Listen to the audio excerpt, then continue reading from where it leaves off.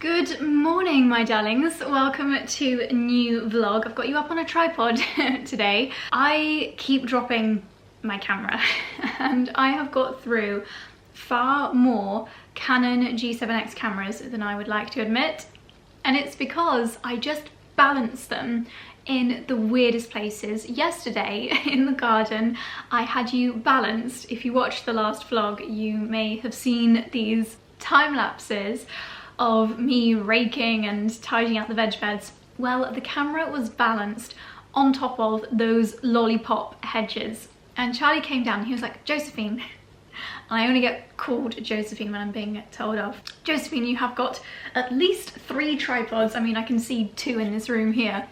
Like these little mini tripods. Why do you keep balancing your camera in dangerous places? That is why you keep breaking them. And he's got a point. He has got a point. So you are currently attached to my best tripod, not on a can of hairspray, not on my Kate Somerville Uncomplicated, because I need to start looking after my cameras. So today for me is Monday morning, and Monday mornings I like to just firstly write down a big to-do list. So the last thing that I do on Fridays before I kind of clock off for the weekend is write a to-do list. So I have got that in, I think I vlogged this like 2 years ago when I got this.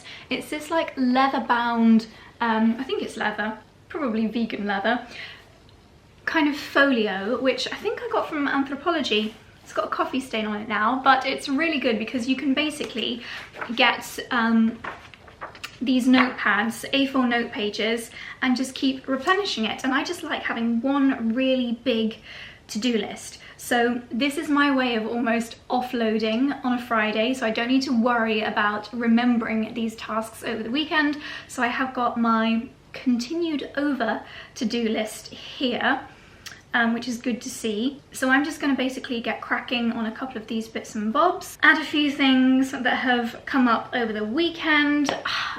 That's something that I've noticed over lockdown. There seems to have been a real blurring of work hours. So many more people emailing over weekends and in the evenings.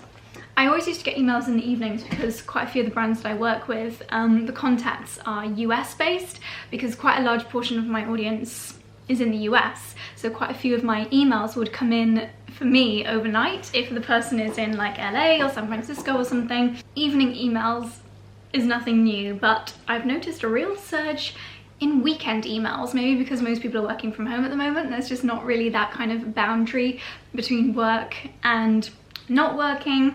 Do you know what? That is one thing that this room has been great for. Having this room, I leave my laptop in this room over the weekend, I leave my notebooks, we put everything away in the drawers so that it's tidy, but that is signifying that work is done, and it's great. How have you found your way up here?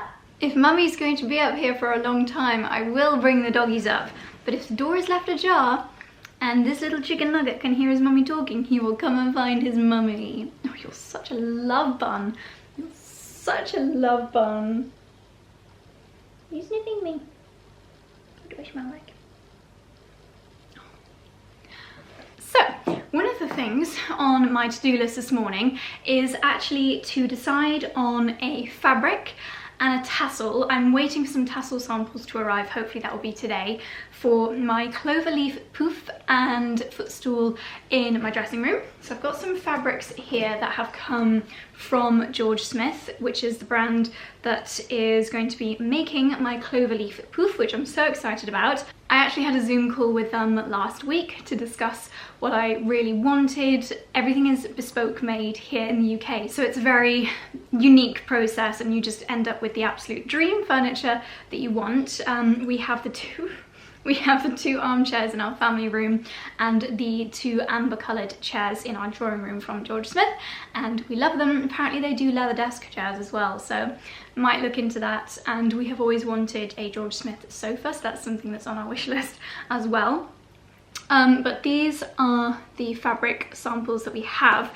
I mentioned to them that I've fallen in love with this fabric, which is actually from another retailer, as a little swatch, And what I love about it is that it's kind of like a boucle, a little bit like the material of a Chanel jacket. And as well as pink threads, it's got almost like a pearly thread running through it. And George Smith do have, they call it the boucle linen pink, this one here, which as you can see is very, very similar indeed, but a slightly bigger weave. And to be honest, I like them both just as much as each other. This one, the George Smith one, is probably a little bit more white, whereas this one is probably a little bit more pink. I love the idea of a velvet footstool, but I just think that when you're going to get something bespoke, you might as well do it just to the absolute perfection and something that you don't see frequently in shops, because I have to say I have a velvet footstool at the moment. They're quite common, which obviously means that loads of people love them, but I just think a boucle one would be stunning. Okay, something else on my to-do list is to call my mortgage advisor. It's nearly a year since we moved here, and so we've had the mortgage for nearly a year as well, so I've got a call with him to discuss and make sure we're doing everything possible to make sure that we're not paying more than we need to. And then I ripped this out of the Ochre magazine, and it is an aubergine, honey and blue cheese omelette. Now I don't think I have aubergine or blue cheese in the house, so I probably won't be able to make this for my lunch, but I'm gonna save that for another day, add those ingredients to the shopping list. As you can tell, I'm chatting to you to put off doing actual work, so I'm gonna get cracking with some jobs and then we can catch up a little bit later. I'm expecting a few bits and bobs to be delivered today, a few more gardening bits, and we also have our meeting today with Susie Atkinson, who is the interior designer that did Soho Farmhouse, and I'm really excited for her to come to the house and give some opinions, particularly hopefully on the dining room, the entrance hall and the drawing room. So I'm just so intrigued to see what she's going to say. She's coming in an hour and a half, so I'm going to get as much work done as I possibly can. I'm not going to film her because that would be a little bit intense, but we can catch up afterwards for a debrief and I can let you know the kind of things that she was recommending. Okay, while we wait, I thought I would just come and sit down in here to do a little bit of an unboxing with you. We have had quite a lot of deliveries this morning, some of which I'll be sharing in more of a completely kind of fashion focused video coming very soon. But the packages that I have just unboxed are a real medley of my two loves, fashion and gardening, and it is from Amazon. I'm actually wearing, aside from my Prada boots, 100% pieces that I have purchased from Amazon today. So I noticed when I went on the Amazon fashion section a couple of weeks ago that they have a new area which is for cashmere. So they call it their state cashmere, and it's just really lovely, simple, classic designs. This cashmere roll neck that I'm wearing now is from that collection. They've got clothing for men and women and also accessories as well. I saw they had scarves, gloves, hats, things like that, but just a really lovely selection of those classic cashmere jumpers that I just absolutely love. I feel like these are amazing building blocks in your wardrobe. And a cream cashmere roll neck jumper.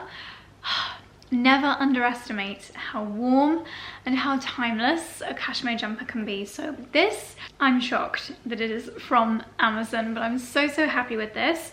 And price wise, I would say it's a little bit more affordable than like your typical cashmere, but obviously with cashmere being what it is still a premium price point. I'm also of course wearing my Amazon leggings. Best leggings in the world. They literally come up to here, so high-waisted, so comfortable. I actually don't know what I'm gonna do when we have to go out and about into the real world more and potentially wear something other than leggings, because I have become so accustomed to these. And then whether it is for gardening or walking the dogs or just anything that requires a classic yet warm countryside outfit, I saw, and I've just unboxed this now, this gilet. So gilets are the best when you're out in the garden and yet it's still a little bit nippy, but you need full use of your arms. I love how they look. I think it's a very feminine option as opposed to, sometimes I feel a little bit bulky in my Barber jacket, and yet at the same time, if I am wearing my Barber jacket, then you can very much wear a gilet underneath because you don't have anything on your sleeves. It doesn't add too much bulk that like stops your maneuverability. So this, they had it in a few different colours, and I will leave all these bits linked down below, but this is like an olive green shade, and then it's got like an oak brown piping. You've got little zippy pockets for popping your coins or your phone in. Oh, so that's not a real pocket, that's just a little design detail. If it's really chilly outside, then I do often layer a gilet underneath my jacket, my coat, whatever I'm wearing, but I feel like as we go into spring, this is what I'm going to want to be wearing when I'm outside, whether that's a dog walk or gardening. So of course Amazon just had so many to choose from, but I really like the quilted pattern on this. It's a little bit more timeless.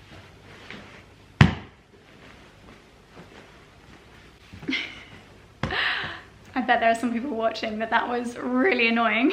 I have also ordered a pair of boots. They haven't actually arrived yet, so I'll probably picture them on the screen here, and I feel like they are such a good, more affordable alternative if you're looking for some riding boots like my Chloe ones or like my Prada ones. I will of course show you them when they arrive, but I just wanted to share them on the screen here in case you wanted to literally recreate this whole outfit from Amazon, which would be so easy to do. And then moving into gardening, but still kind of fashion, kind of an accessory, I got some gardening gloves. Now these are just your classic, oh, 2 pairs. These are just your classic, you know, whether you're pruning your rose bushes or you're doing some weeding. Fabric gardening gloves are fantastic, pulling ivy off walls, all the kind of jobs that I've been doing lately. These are brilliant. You can be a little bit more fiddly with fabric gloves. I love my gold ones, but where they're almost leathery, you can't be quite as neat and intricate with what you're doing.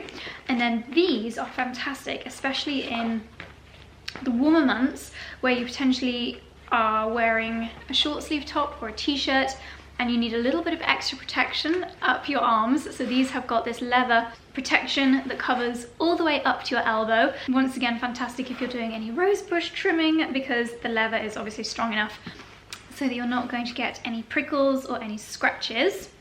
So that's very handy. I've obviously been buying a lot of seeds on Amazon lately, and this is another of those wildlife mixed seed shakers. So you literally just shake this up, sprinkle it on some raw raked soil, and this has got a really lovely combination of pastel flowers in here. So we've got some cornflowers, gypsophilia, saponaria, purple sage, salvia, mirabilis pastel. It's got pictures of all the different flowers on the back, so if you're wanting to get some flowers that are pretty easy maintenance in your garden, you literally just sprinkle this on the ground. And gosh, this has even got cosmos in it.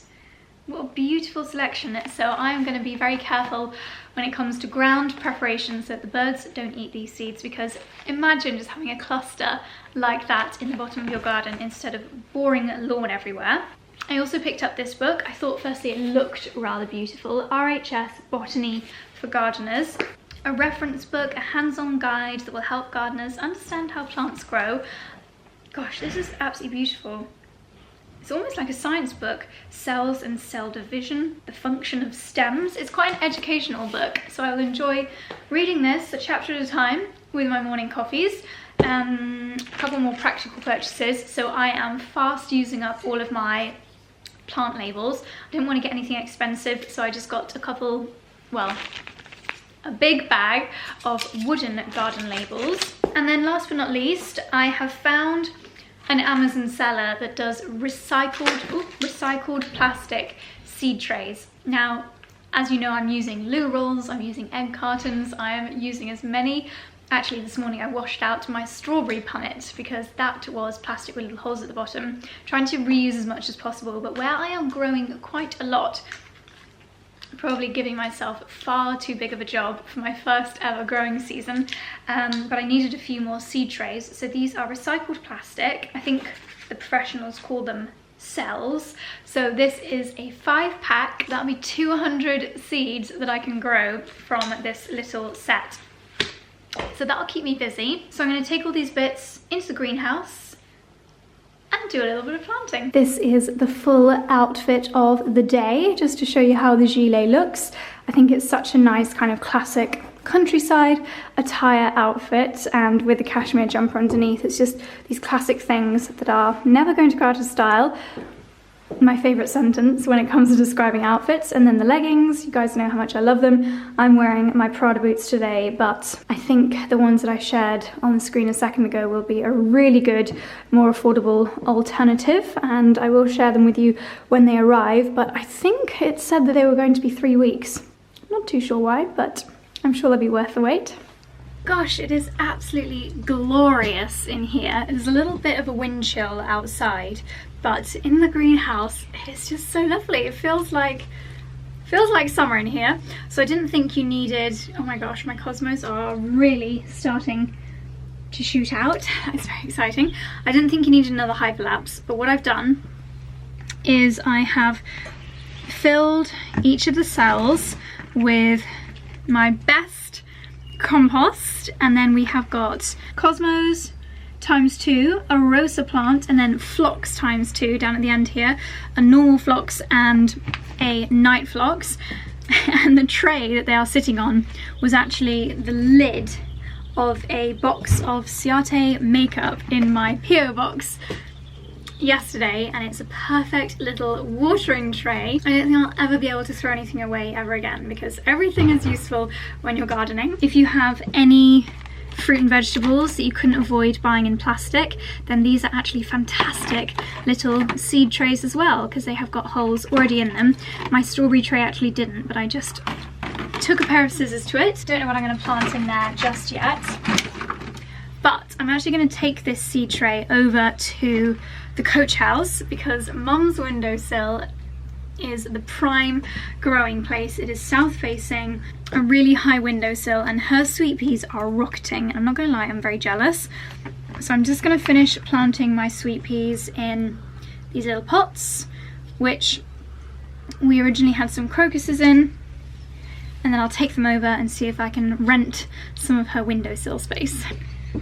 This naughty little boy had just snuck out the garden, so Mummy's going to have to lock you in the greenhouse. You bad boy. My sweet peas have been soaking in this lid for a couple of hours, which sometimes just helps to soften the shells so they can sprout a little bit more easily.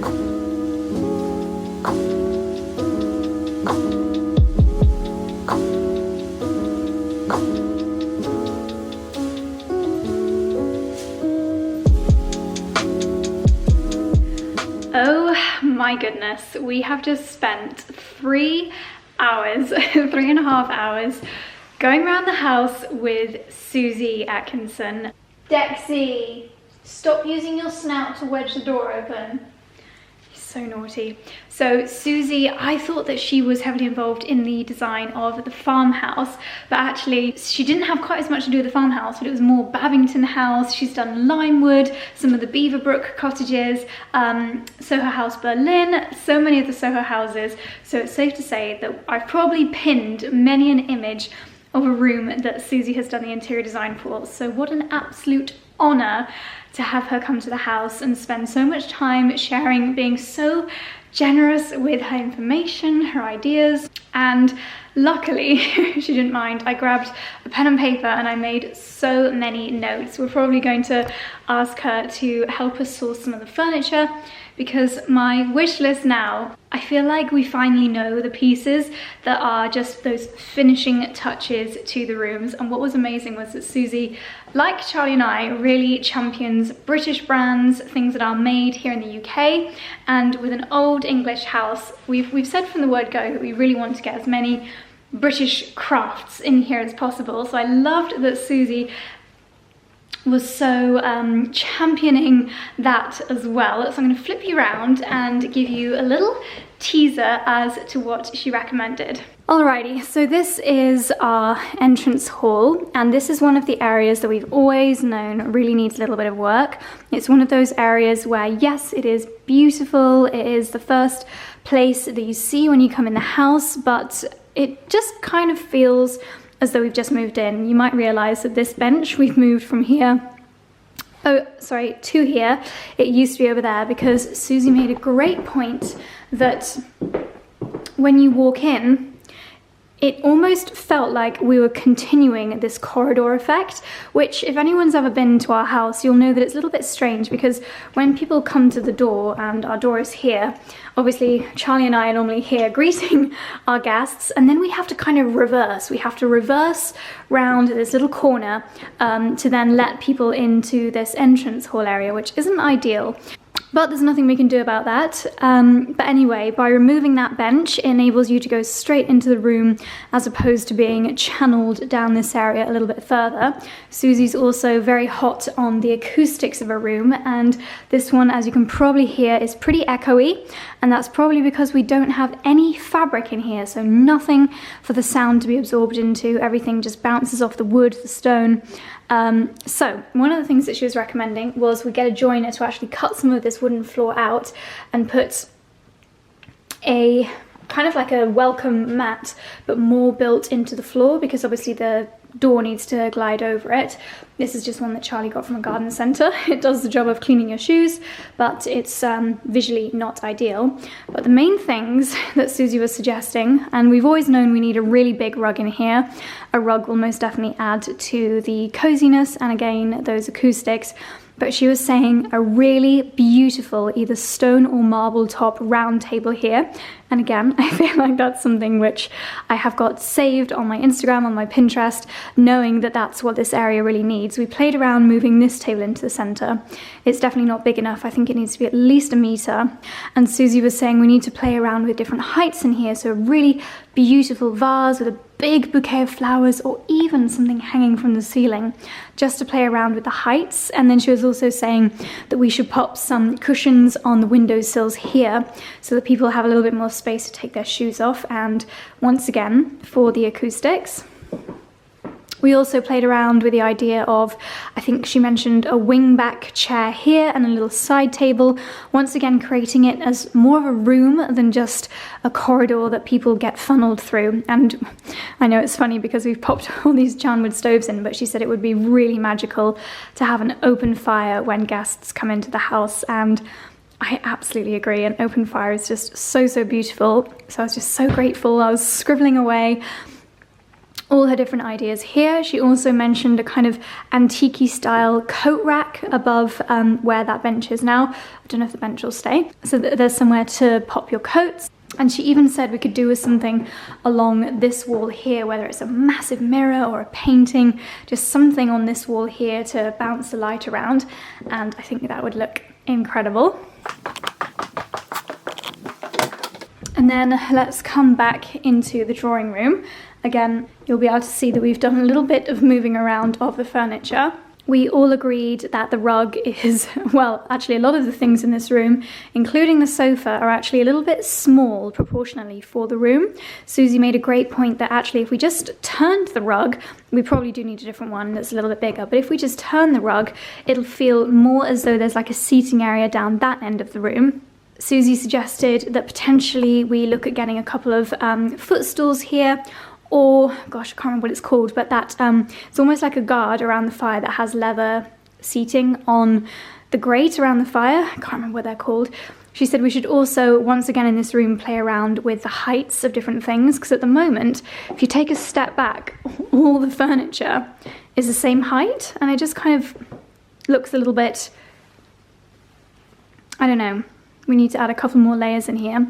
So we were talking about maybe a porter's chair, you know, those ones with the really tall backs in this corner, something really cozy with a little side table, a much bigger wood basket, because once again, the proportions of the room mean it should be a little bit bigger.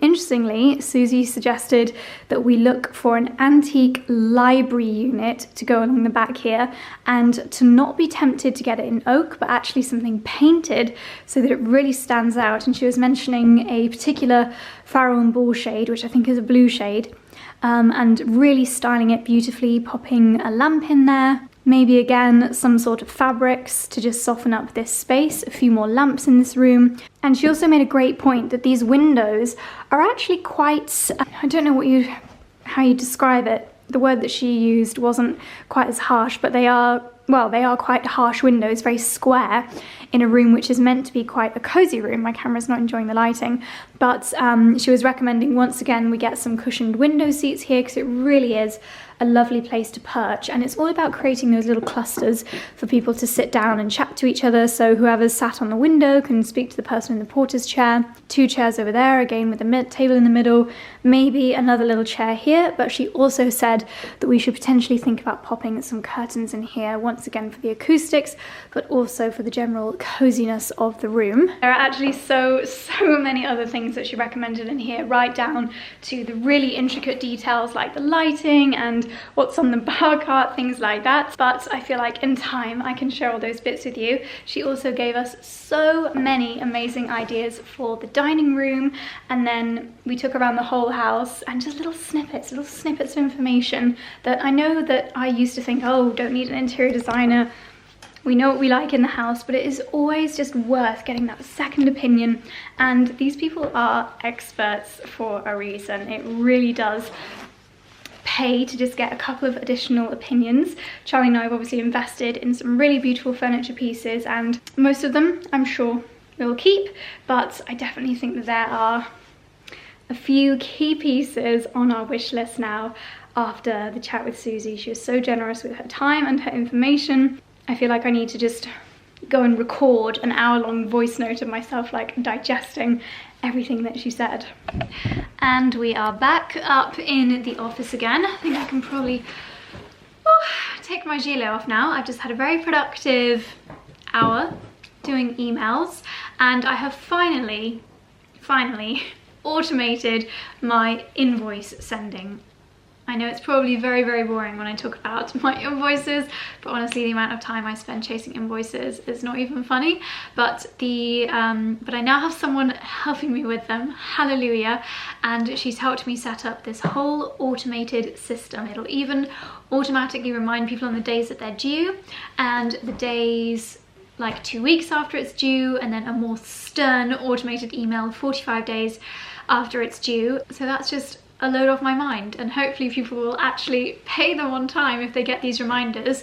I had quite a few questions last time. Actually, I can't remember if I already told you, but I use a software called Xero, Xero, and it is so good. You literally have a dashboard with all your invoices. You can see what's overdue. It's really quick and easy to send an invoice, and no, I'm not sponsored by Xero, but it is amazing. And now I'm just catching up on the emails that have come throughout the day. I don't know if anyone else does this, but when everyone's like, oh, hi, how are you? How was your weekend? I always have like a stock answer. It changes every week, but I send like the same answer to everyone. So it's like, hi, whoever. Yes, I had a lovely weekend, thank you. Lots of time in the gardening, burning calories, digging out the weedy flower beds, which definitely burns more calories than any gym session I've ever done. That's the like stock reply. There's probably people watching this being like, I received that reply from Josie. And I just say the same thing to everyone, because the answer to how was your weekend is the same to everyone. So yeah, maybe that's just me being really dorky. Funnily enough, leading on from what I was chatting to you guys about earlier, when Susie came in this room, and she loved seeing the desk in here, because the desk, the Epic partner's desk that we have in here was one of the pieces that Charlie found on Susie's website. She has a section on her website called Unique Finds, and when she finds amazing antique things, she shares them on her website. She also has a shop section with a few products that she does. We've got a couple of her bedside tables on our wish list. But yeah, so she came in here, she was admiring the desk, and she saw these fabric swatches, and I was speaking to you guys earlier about these for the cloverleaf poof, and Susie actually preferred this one, which is the George Smith fabric, a slightly more light coloured boucle. So I trust her opinion, I really do. This is the notebook that I was making all of my notes when we were going around the house together. This is actually my mindfulness journal, personalised. This is from the Inspired Stories, and it's really lovely because every day it looks like this. You pop down 3 morning thoughts, positive habits and rituals for the day, An evening reflection, like what did I accomplish today? It can be big or small. Best thing about today that I want to remember. How was I feeling today? How will I make tomorrow better? And what I would like to do is get into the habit of completing this during that time where I'm kind of switching off for the day. So not just before bed, because I'm really lazy before bed. Like even taking my makeup off is a bit of a chore, and that's why I try and do it a bit earlier in the day. But I feel like if I leave it in here, when I close my laptop down, I can reflect on the day, even though there's still a quarter of the day left to go. But I can also include the final quarter of the day before. Yes. Yeah, thought that'd be a nice habit to get into, but I did also use it as a notebook. Oh my goodness, I made so many notes. What else did Susie say? Club fender. That's the word I was looking for, that thing that goes around the edge of a fireplace. She recommended cushions on the windowsill, create a variety of heights in the room, potentially look at a larger footstool or ottoman, a deep armchair in the corner and a side table, maybe a barrel back chair. And she made a good point that the corner where the George Smith armchairs used to be, but when I just showed you the room, it would have been a bare corner just with the plant to the left of the fireplace. That is the bit that you see when you first walk in the room. So that's where we really need to focus on, like creating that initial first impressions. So maybe it's a beautiful leather big porter's chair or barrel back chair and a side table with a lamp with some nice fabric on the lamp, just to really think about that area. I think today I've done more talking than I have done in the whole of lockdown, so my throat is so dry. Oh, and then for the dining room, she had so many ideas, but she said that a room that it reminded her of, but she actually said it was, our room was nicer, is the scullery at Limewood House. So I'm actually I've been there and I have been in the scullery, and I remember they had like little jars of breakfast cereals like dotted around, really nice room. But I'm going to remind myself exactly what it looks like, because she said that that would be a really good room to take inspo from for our dining room. She suggested an antique glazed cabinet, maybe one with little curtains in it for storing all our crockery. She said that we need to put some fabric on the chairs, whether that's in more plumptious cushions, again for the acoustics. And I'm not sure if this is giving away too much of a trade secret. I'm sure she won't mind me telling you, but she also gave an amazing tip. If you are looking to improve the acoustics of a room and you find that one of your rooms is just really echoey, she suggested putting some foam underneath the dining table as a bit of a sound absorber. Like, what an amazing idea is that, if upon putting more fabric covered chairs in there we do still find it a little bit echoey. She loved the windowsill, the big chunky bit of wood. She said maybe add a Roman blind or a cafe curtain. Again, to create a height, potentially hang something above the table. Little shallow shelves on the wall. She referred to the fireplace. If anyone's been to Heckfield Place, which is one of my favourite kind of English country hotels, she was talking about their private dining room, and they've got a really big open fireplace with like a spit or like an old kind of oven setup in there. She said that would be a really good inspo for how we could style our fireplace in there, which is something that I've struggled with. She recommended either a sage green colour in there or Sudbury yellow from Farrow and Ball. Gosh, and then she gave us so many tips for our master bedroom. She said we need more patterns in the attic bedroom, so maybe a patterned kind of Liberty style bed linen. Just so many ideas. I feel inspired. Okay, it's just gone 6 p.m, so I have put the laptop down. I got quite a bit of editing done for the video that you'll have seen on Tuesday. Boy oh boy, I hope you guys don't mind hyperlapses. I actually think that they're quite therapeutic hyperlapses of us working away down in the kitchen garden. So I've come downstairs now. Charlie is pampering, doing something or other, and then he's gonna start cooking. We have got a mindful chef dinner this evening. Creamy lentil, oh no, I think it's actually this one, which I'm not sure that I'm gonna like, so I might just have a bag of hula hoops. Charlie and I probably eat the same thing maybe 4 out of 7 nights a week. Yeah, I would say 4 or 5 nights out of 7, but I like much more unhealthy food than Charlie does. So sometimes I just want a mac and cheese or a risotto or something, and he doesn't. So we'll cook separately every now and then, which neither of us minds. It means we can always have what we want. Look at my little Dexy. My Dexy has been a tough day. I love that it's past 6 p.m. and it's still not completely dark yet. We have got the fire lit in the family room. You know when you have been outside all day and your curls start to all clump together. I think I might actually have. This meal is probably going to take Charlie 40 minutes. So I might actually go upstairs and have a little bath. Oh! You're just lovely. You're just lovely. What have you got on your snooty? Look at that face. He's handsome and he knows it. You know it. You're so good looking. Mummy, did I hear that you were giving some attention to my brother? Because I'd really appreciate a kiss, Mummy. I'd really appreciate a kiss. Oh, I love you too. I love you too so much.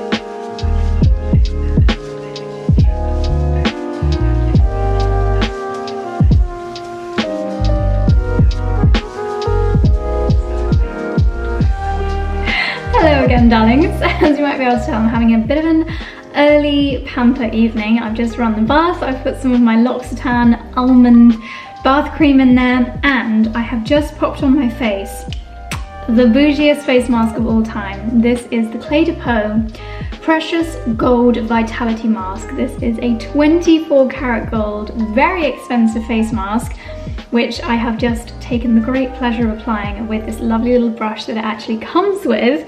The brush is just as fancy as the actual face mask.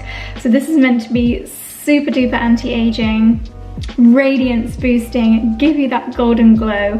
I'm very much looking forward to it because I just felt today, maybe you noticed in the video, that I did use some weird new beauty products today. I won't name and shame, but I was trying some new stuff out today and they just didn't sit nicely on my skin. So I thought I'd have a good pamper. So I'm gonna hop in the bath, then I'm gonna pop on a clean pair of pajamas, and hopefully by that time dinner will be ready. Absolutely typical. The second time I've tried to have a nice bath and the hot water is just not hot again. It was a little bit warmer than last time, but not hot enough to lie there and enjoy the luxury of warm water lapping around my shoulders. So I've got my Dyson fan on. It's not cold in here, but it's not warm, and I want to be toasty. So I've popped the Dyson fan on. 37 degrees. It is going to try and make this room. I'm going to go and make a hot water bottle because maybe I've just been hunched over my desk too much, or maybe it's all the gardening, but I just feel like I need a little bit of something to soothe the tops of my shoulders and like my neck area. I love how this face mask looks. It literally looks like you've got gold on your face. I'm wearing my favorite little PJs, these pink silky ones, which are also from Amazon. My goodness. I'll show you how they look quickly. I feel a little bit like Simon Cowell with them tucked in. Maybe that's a little bit nerdy. Maybe I should untuck them. But yeah, I love them. They just feel really gorgeous and silky. Look at my face. I've got the Midas touch, but without the cost of silk pajamas. But darlings, I'm going to leave the vlog here because my camera battery is flashing at me, telling me that I need to change the battery. So I hope you enjoyed the vlog for today. It's one of those vlogs where I'm like, have I actually done anything? I don't know. Hopefully it's been interesting for you. But darlings, as always, thank you so much for watching. I will see you very soon in my next one. Good night.